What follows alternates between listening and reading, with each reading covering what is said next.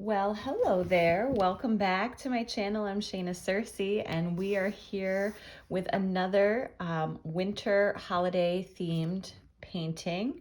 I'm excited to do this one. This is going to be a little cabin in the woods. As you can see here, we just have our little cabin drawn out, and I did already draw it out, but I will go over the order in which I kind of put these shapes together to make the little cabin. But I'm going to just get my paper prepped. And I'm using Arches watercolor paper, or Arch watercolor paper, and I'm just going to tape it down with my blue painter's tape, and then we'll go over supplies. I'm so excited for all the new subscribers on this channel. Thank you all so much. I'm just a couple of subscribers away from 1,000, and I cannot believe it. So welcome to all my new subscribers. Thank you for painting with me. It's such a pleasure and such a joy to create these tutorials. I also have a what I call a studio crew. If anyone is interested for an even more in-depth experience, I try to keep these free videos on YouTube very instructive and very in-depth. But if you want even more complicated projects or something with traceables as well as samples that are even lengthier than what I have on here, you can join my studio crew. It's a monthly membership. You can just go over to my website at shaynacersei.com and find the tutorial section and join that studio crew. I'd love for you to join me in there, where we do new projects every month, 2 new videos every month, plus live sessions will be happening this year, once a month throughout the entire year. So you can join and you can check it out, and you can also just pay month to month. So you don't have to do a full year commitment or anything like that. So just as you like it and what you're enjoying with those months.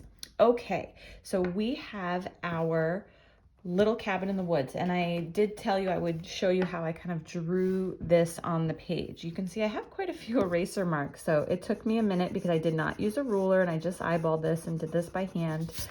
But first I started with my triangle. So I found the center-ish of my page, and I wanted to scale it so that I had a lot of room around. So I just drew the triangle for my roof, and then put in my rectangle for the main body of the house with a little pedestal down here for like a little porch or something. And then I just drew in my door right in the center, tall rectangle with a window inside, and then 2 large windows on either side of that.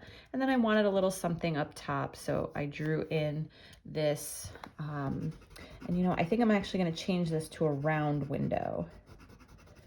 And these are all going to be pretty dark, so I'm not too worried about the pencil lines, but we'll put a round window right up top.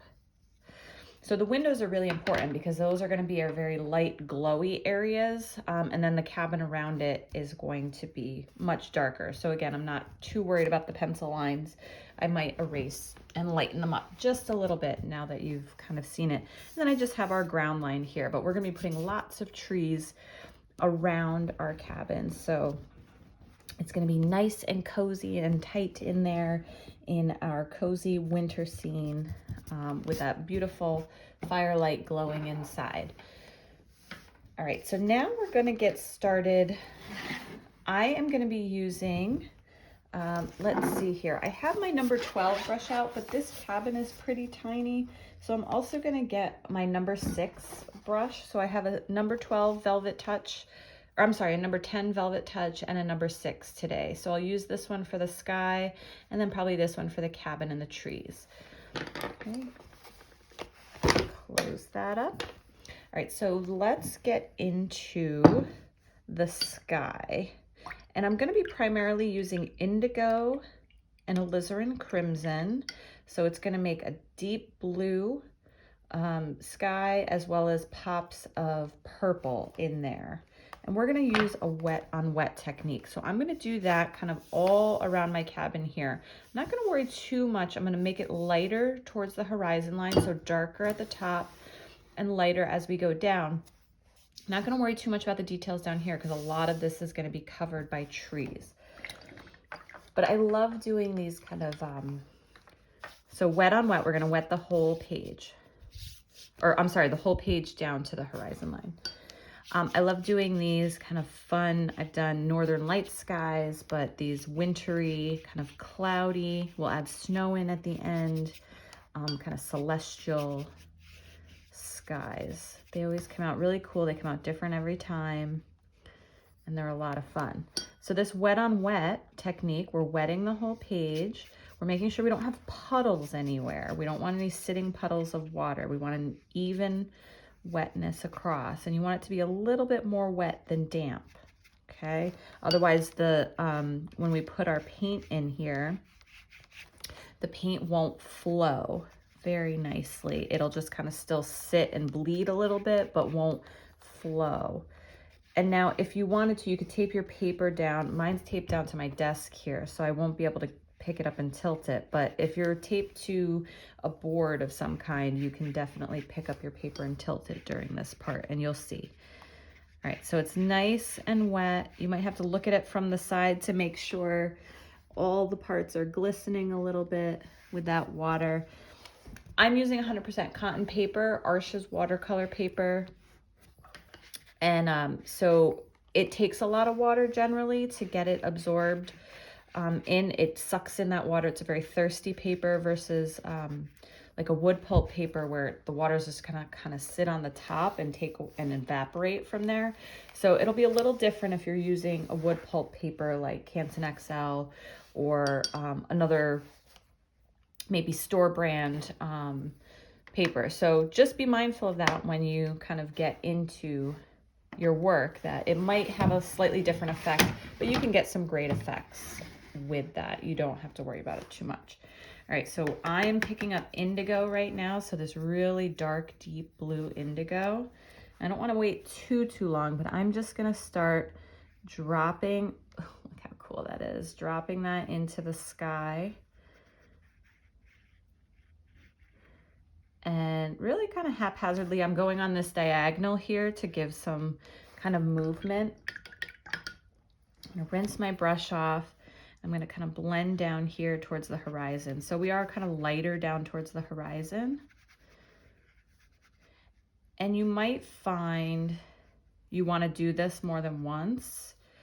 If your paint, so I'm using a Cotman, or actually, yes, a Cotman Indigo.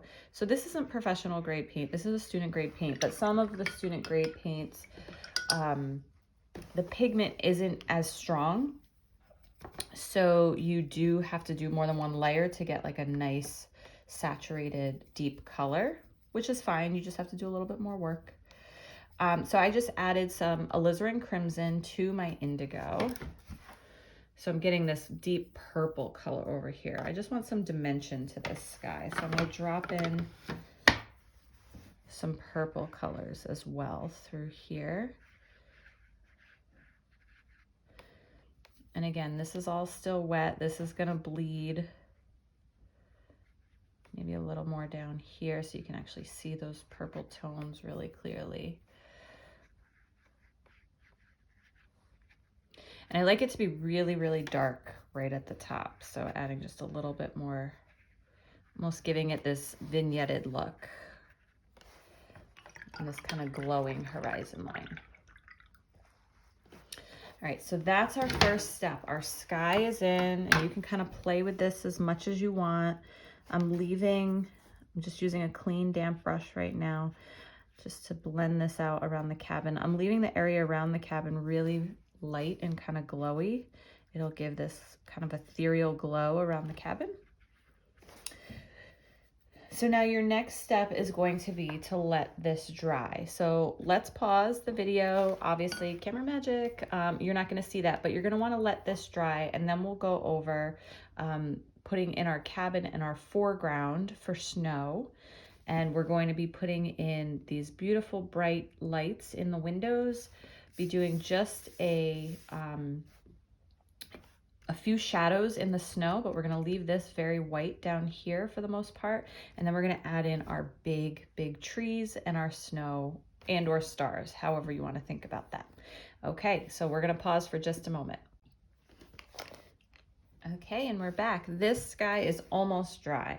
Okay, it's still a little damp, but I think we can start working on some of our other pieces.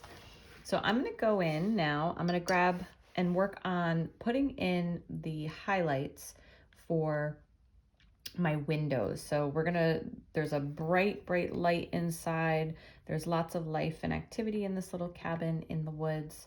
So we're gonna take some cadmium yellow or any warm yellow that you have. I'm gonna water it down a little bit. I'm gonna take just a touch of alizarin crimson. And actually my alizarin crimson, let me try it again. Sorry for my arm in the way. Tiny, oh, sorry, you can't see me mixing over here. Tiny touch of alizarin crimson, just to give it kind of an orangish glow. And I'm gonna take this yellow color. This is where I needed this tinier brush. And I'm gonna kind of go around the edges of my windows. And now I'm gonna rinse my brush off completely. And I'm just going to put a little water in these kind of blank spaces that I've left in here, just to, I want this part to be really light and bright and almost giving off a glow. So do you see how we have these nice dark edges, but in the center it's brighter? So I just added some water in there and let it touch the edge of where I put the yellow paint. So we have a much lighter area and a much darker area around the edges, and that will even become more accentuated as we paint in the cabin. So we're gonna leave those alone and let those dry and work on the foreground, and then we're gonna go back and work on our cabin. So the foreground, super simple. We're gonna use some similar, a similar color palette to our sky, but much lighter, and just adding in a few snowdrift shadows. So this is a very snowy, oops, and I got some yellow in there. Emergency. It's okay, it happens all the time. Just add a little water, take a little damp paper towel, pick it up. As long as you can move pretty quickly, no worries. If you ever get a smudge on something and it's an area you don't have to paint on again, you can use a little magic eraser. We'll take off those little marks. Sometimes it's best to just kind of leave it if it's in an area till the very end when your painting's all done, and then go in and pick up those little mistakes with the magic eraser. So, okay, so our snow, I'm gonna switch back to my 10 for this, I think. And I'm gonna use this purple that I made. So I made this purple color. Let me bring that into view. I made this purple color with my indigo and alizarin crimson. It's a very dark, kind of moody purple. And all I'm gonna do is add a whole bunch of water to it. Now, sometimes when you have a lot of a color and you don't wanna work with the whole thing, so I'm gonna move most of the color down to the corner here because I don't wanna work with all of that. I don't need that much. And then this section up here, where there's a little color left, I'm just gonna add a whole bunch of water to this. So I don't have to make this whole thing lighter. I can just make this area a little lighter. So let's swatch that out. Always swatch out your lighter colors to make sure they're actually as light as you want them to be. Sometimes it is hard to tell in the palette, or that they're as dark as you want them to be. Sometimes they still look, you've gone too far and they're super, super light, and that's not exactly what you're working towards. All right, so pick up a little of that. Yeah, this is what I want. I want these really light tones.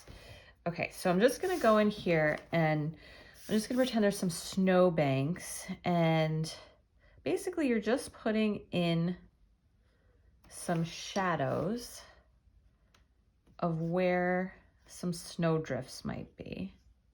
You don't have to overthink this, okay? Leaving highlights. So I'm getting really light with some water areas, and I'm kind of sweeping in this general direction. You could put another hill going this way, but just make sure it's not too sporadic. because that's not how generally things are. So you can see I've just added in these very light tones, but it's given this whole white area lots of texture, movement. It looks like a ground. I am across the horizon line up here going to add in some darker tones. And again, actually, I'm not even going to pay too much attention to this because there's going to be a big tree here. So, but just adding in sometimes along the horizon line just to delineate. If you don't have a major highlight on your horizon line, putting in a shadow or an edge. I am going to put a shadow kind of in front of the house. And then I'm even going to drop in the tiniest bit of yellow as a reflection of the light glowing from the house. I'm just going to drop in a few. So like in front of the house, you can see there's like reflection, not reflection. It's casting a glow on the, I guess it's a reflection on the snow. So it's a little bit yellow in there. It's very subtle. Okay, so great. We have, and you can go in and like maybe right here closest to the viewer, let's do something a little darker and blend that out. And again, I don't have to get too crazy because I'm gonna put lots of trees in here to kind of fill in this space. So there, we have some nice texture and ground. It doesn't look like a blank white area anymore. And once we get that cabin in there and those trees, this is gonna come together really nicely. And our sky is drying really nicely too. Lots of texture, super fun. When we add snow on there, it's gonna really pop these darker colors and create lots of contrast. Okay, so let's let this dry, make sure our yellow is dry, and then we're gonna move on to our cabin. All right, so for our cabin, we're gonna use dark brown tones. So this is gonna be like a log cabin in the woods, but it's gonna have a lot of red to it. So let me see if I can zoom out a little bit. There we go. Now you can see my palette too. So I have burnt sienna and burnt umber in my palette. I'm gonna start with the burnt umber, which is the cooler brown. That's gonna give me depth and a really dark value. And actually, I'm gonna pull in alizarin crimson instead of the burnt sienna. Alizarin crimson and burnt umber is going to give us this really dark brown, but very warm brown shade. And this is gonna be my base shade for my cabin. And then we're gonna go in and add some probably indigo for shadows around different areas that are gonna really deepen it. You could use black too, but I like to use just dark versions of other colors. It makes the painting kind of richer than just using black. Black tends to flatten things out versus something that has lots of different tones, but still very dark for shadows. So with my cabin, I'm just gonna take this color and start to paint in the shapes. I'm not gonna worry about the shadows just yet, but knowing like as I get closer to the window, it might be a little bit brighter around that area, like a little bit brighter around that area. You don't have to like make a super graded wash where it's like super bright around the window. And I can already tell my roof is a little cockeyed where my circle is, but that's okay. I love this little very handmade version of it. It's not absolutely perfect. It has some personality and features that give us the idea of this being an organic shape. It's made out of wood. I mean, we want our houses to be straight, but gives it a whimsical kind of nature. All right, so there is my roof, and I'm gonna come in underneath. These are tiny spaces. You'll have to go slow. If you need to go slower than I am, absolutely. And I'm going pretty slow. But definitely for beginners, it is totally fine to pause and not go at the same speed as I am going. Muscle memory and dexterity take a long time for our muscles to learn. Take your time. All right. And again, I'm not going too crazy with like, I'm just really painting in these shapes. We're gonna add the shadows in our next layer, and that's where it's gonna make everything pop. So I'm going around the door frame right now because the door I'm gonna make a slightly different color.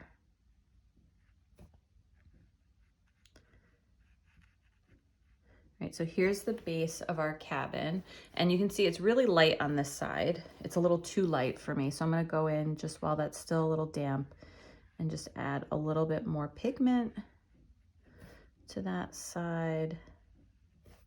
And your ground doesn't even have to be perfectly straight across because we can, you know, snowbanks are kind of covering it up and you might not see the whole bottom of the house.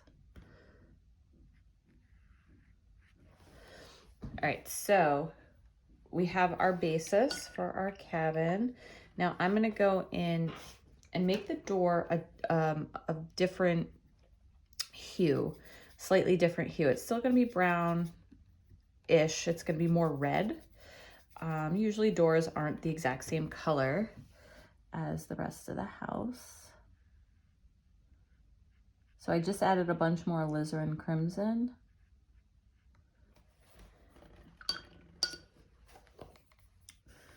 To this, I'm gonna go right around.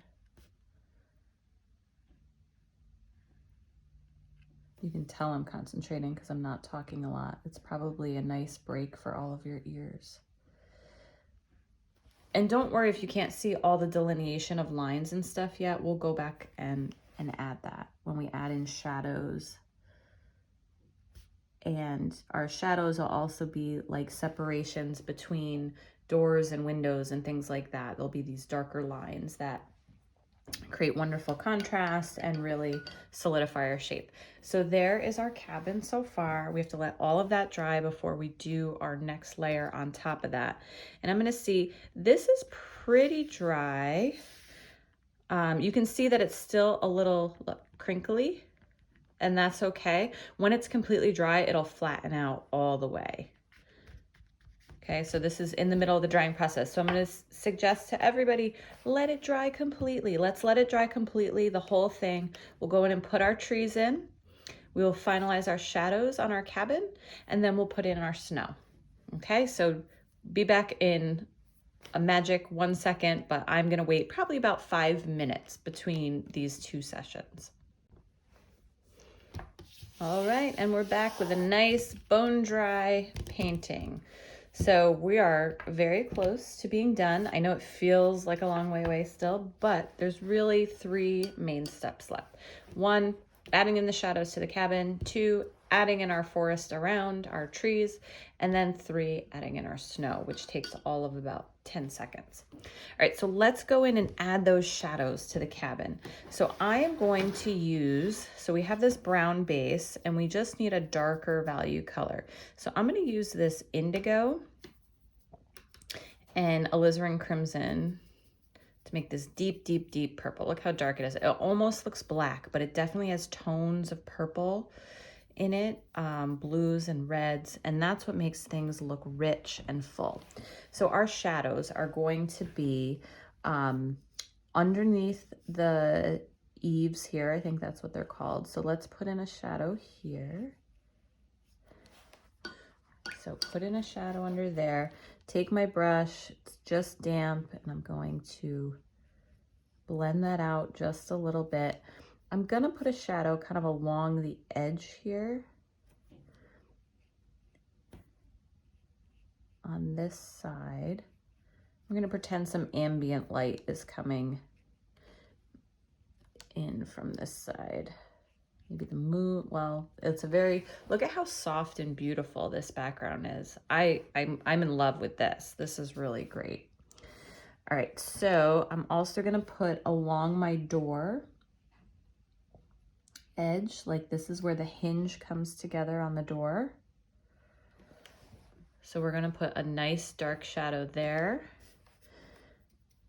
And then on my roof, you know, they usually have like I don't know if they're called eaves, but where the roof meets like the building itself, there's usually this overhang.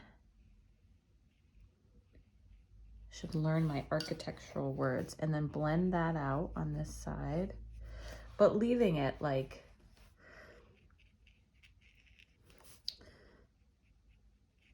and then you could even go in if you wanted to add texture to your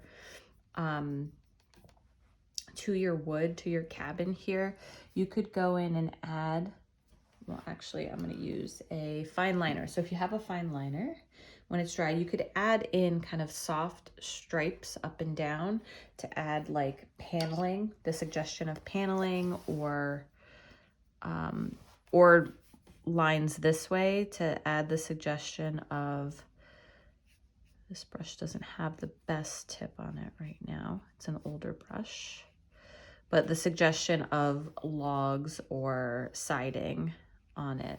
So do you see I just back and forth this way? Right, so under my eave, under here, a little shadow on the side there. I'm looking for where else. I am gonna switch to, because this is very, very tiny, I'm going to switch to an even smaller brush with a better tip on it. I'm actually going to use my NIC Pro brush. These are really cheap brushes. This is what I started with in watercolor. It's a size 6. It's the same as this one, size 6. Let me show you the difference right now. So this is the expensive brush, and I've had it for a while, but look at the tip difference on these two brushes. So the NIC Pro brushes, they don't last as long for sure. They start to get loose in here, but they're super cheap. And look at this tip will stay until the rest of the brush falls apart. And they have a lot of bounce and give, or not give, a lot of bounce. They spring back really easily. So I like these for like little details where you don't want to quite use a liner brush. You want a little bit more control. So I'm going to use this, and I'm going to pick up this purple, this dark indigo-y purple color. And I'm going to add some details onto my windows. So we're going to create some window frames. So I'm going to outline the edges of the window. And then I'm going to make this like a 6, oh, maybe 8, an 8 block window. So lots of tiny little panes in there. See that? I'm going to do the same thing over here. My windows are not created equal. I don't know if you see that. They're definitely a little slightly different in size, but that's okay.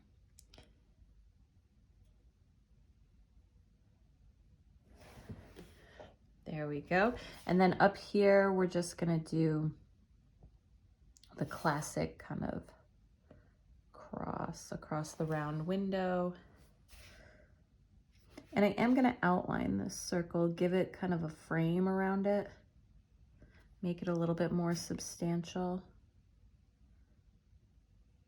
Because on houses, they have all these nooks and crannies and frames and around things that hold them into place. And I'm going to go back in and just add some more detail around my door. And again, I'm using this not black, so it's not these harsh lines. They're much softer. The color is in the rest of this palette, this color scheme, even though it's dark. And I think that really makes a difference. I know that really makes a difference. Let me give you more shadow over here. This is where you can kind of just play, where you feel like you need a little bit more contrast and a little more pop. All right, and I'm gonna put a little bit of a darker shadow like right at the base of the house.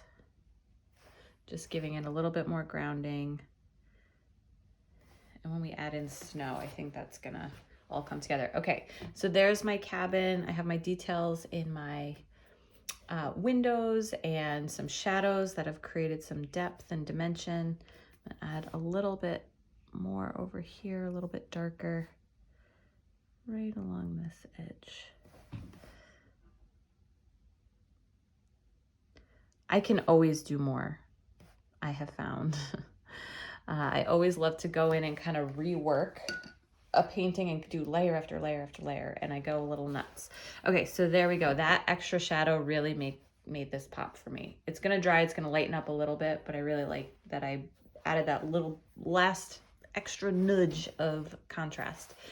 All right, let's put in our trees. I'm gonna switch back to, I'm actually gonna switch to my size 10, because I'm gonna make some big trees. So my size 10 Velvet Touch brush, it has a better tip on it than my size 6. I don't know what's going on with my size 6. All right, so for our trees, this is a very dark scene. So we want our trees to be dark. So we're gonna stick with that indigo. Indigo is like our best friend in this really dark and moody scene. But I'm gonna use sap green. You of course could make, let's see what happens when we mix indigo. Actually, let's do this. Let's color mix. Mix indigo over here with some cadmium yellow. Let's see what kind of green, because green and blue make yellow. Never actually done this before. Ooh, we get a very nice green. I like that. All right, I'm gonna absorb this sap green in there and stick with indigo and cadmium yellow. Look at that nice green. But then I'm gonna add lots of indigo to it because I really want it to be on the much darker side, this forest, deep forest green, bluish forest green. So beautiful. I love this color.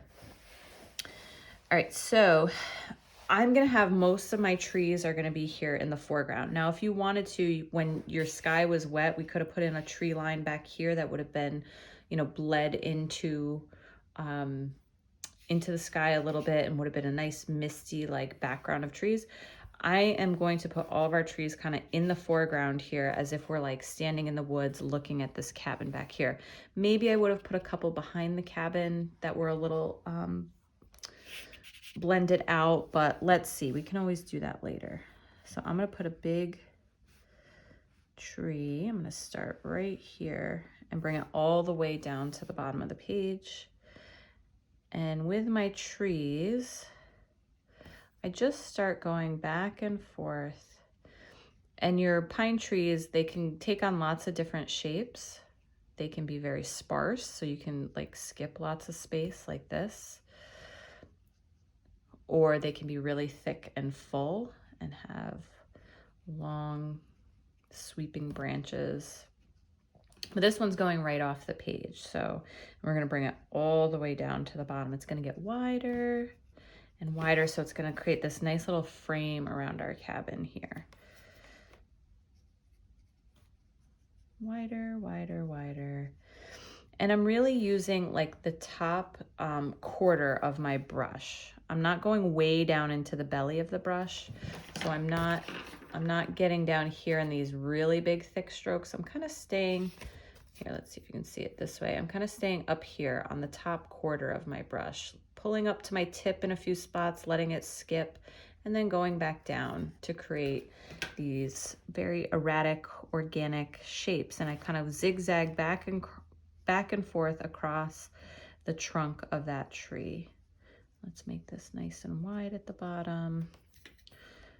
Bring it all the way down. And we'll go ahead and add some snow onto these trees in a little bit to create even more contrast on them. But you could certainly kind of just leave them like this. And then you could even go in and just take some pure indigo to kind of drop it in while this is still damp. Just towards the middle, let it bleed out into the wet parts of the tree. Just like that, yeah. And just creating more shape and dimension because you have darker areas and lighter areas. And this is a little, so if you see here, I'm looking at it and I'm like, oh, it's a little too kind of in the center. I want some of that to blend out a little bit. So just taking your damp brush, fixing it up a little, nudging it. And again, we're gonna add some snow onto this shortly, so don't you fret. All right, making a little bit more of this indigo cadmium yellow mixture. Going up to that bright toned green and then bring it way back down with extra indigo. There we go. So let's do another tree over here. I'm not gonna go as high with this one in the front. I'm gonna kind of bring it down here. But again, right towards the edge, we're creating this nice frame, but the cabin is still kind of our main focal point.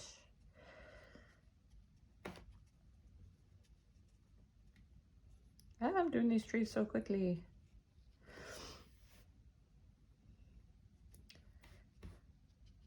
You can fast forward through this part or pause and skip if you want to just work on your trees, or you can go along with me. All right, so I have that there, and you know what? I'm gonna add another tree like right here that is behind this one, but just off to the side a little bit. So we're standing like kind of up on a little hill looking down through this copse of like pine trees, like the viewer.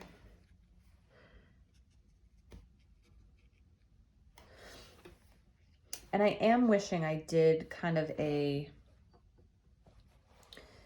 soft version of a tree line in the background, but you know what I'm gonna do? I have this indigo cadmium mixture on my brush. I'm just gonna add a bunch of water to my brush and lighten it up. So I just picked it up and then dipped my brush in water. So now I have a light version of that. And I'm just gonna add in like a tree right next to the cabin, but I've made a very kind of light, it's still gonna be in focus, you know, so it doesn't have to bleed out and blend out, but it's gonna be a much lighter because it's further away from us. So it's lighter. We're looking through kind of this misty snow and haze. So see how that creates nice depth there? I don't love how I lined it up perfectly with this tree underneath, but that's okay. I'm gonna put another one right here. And this is just gonna create depth and also add to this framing around our trees. And you know what? Let's put one kind of sticking up behind our cabin.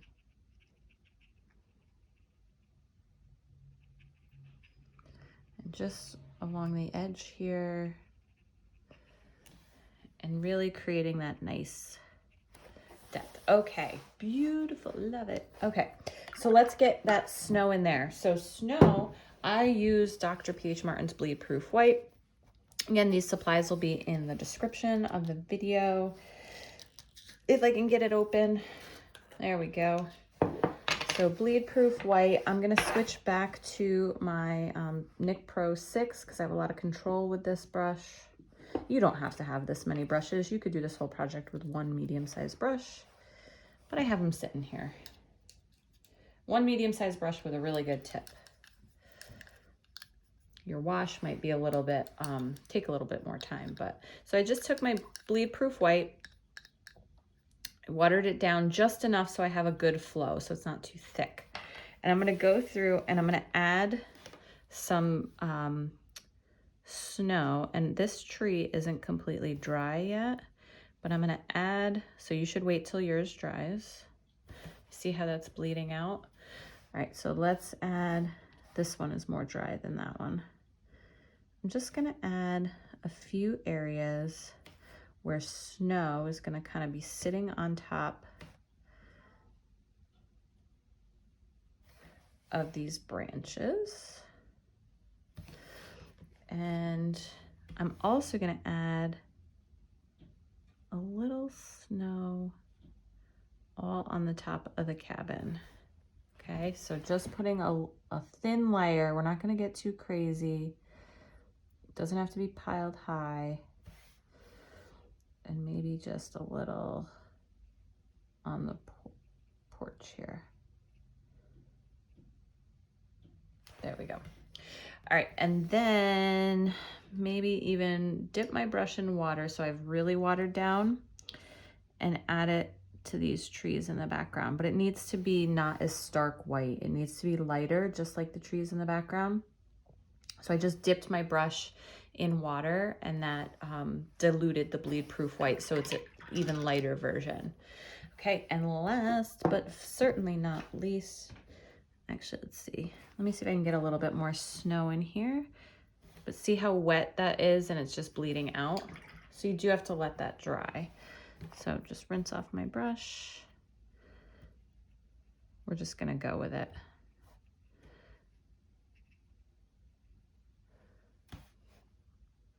It works well enough for this sample. And then I'm gonna put just a tiny bit right here on top, just to accentuate.